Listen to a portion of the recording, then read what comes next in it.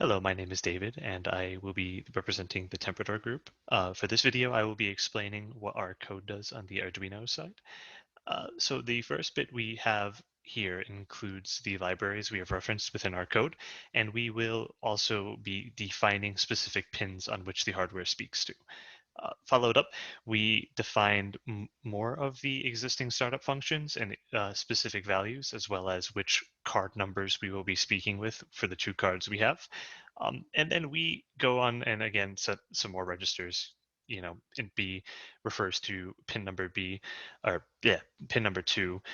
Same with red 6 and buzzer and such. So we then go here to see what the serial baud rate is between our devices. We will be speaking on baud rate 9600, and we set up some of the starting positions for the devices. Following through this, we have the print and check statement for the card to make sure a card is present, and if a card is present, the code will continue on. Following this, we have our getting the first name status. So whenever the user swipes their card, there will be 3 pieces of data that will be pulled from the card. The first bit of data will be a first name. So what this does here references the internal libraries and checks to make sure the card has a first name assigned to it. If the first name is valid on the card, it will then print the first name with this statement. Otherwise, it will return like reading failed. Now, following this, it will check for the second bit of information, the last name. It will review the card and make sure that the card has a valid last name or a last name in general.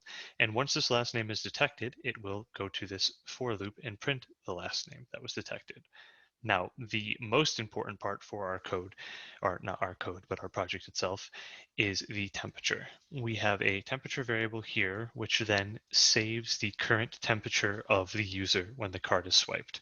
This temperature is displayed, and we will revisit this temperature value very soon. Following the display of the temperature, the card value that is assigned to each card, which in our cases will be the student ID, is then read and printed. After this card number is printed, we call this method, and this method here is defined right here. Now, this method does several different things. The first thing it does will check the validity status of the student. If the student has a temperature of less than or equal to 95 degrees, the student will be allowed into the building and therefore defined as valid. Otherwise, the student will have a invalid designation. This will be pushed to our database for later use. Following this, we write to the statuses of the servo, and we go to another comparison statement. If the student has a temperature of less than 95 degrees, they are allowed into the building. For this, we then set the motor to rotate 60 degrees. We will have another video attached with this working in process, but the motor moving in the 60 degrees will occur over 2.5 seconds, and then it will reset back to its starting location via here and stop moving again. This signifies the door that we have designed opening and closing, allowing the student to enter the building.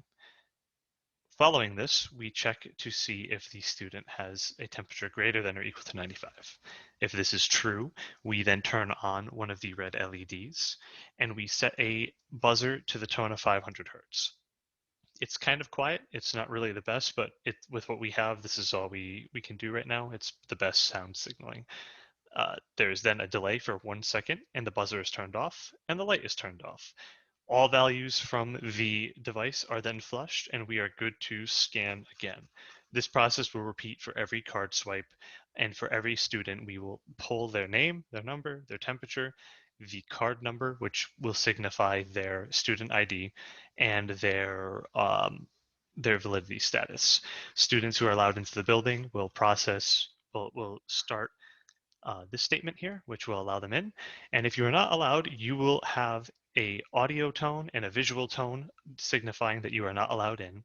And then our code, while being transferred to the at MySQL server, we have added a Python function to send an automatic email to the students, followed up with every 12 hours the students receiving a more formal email from the security.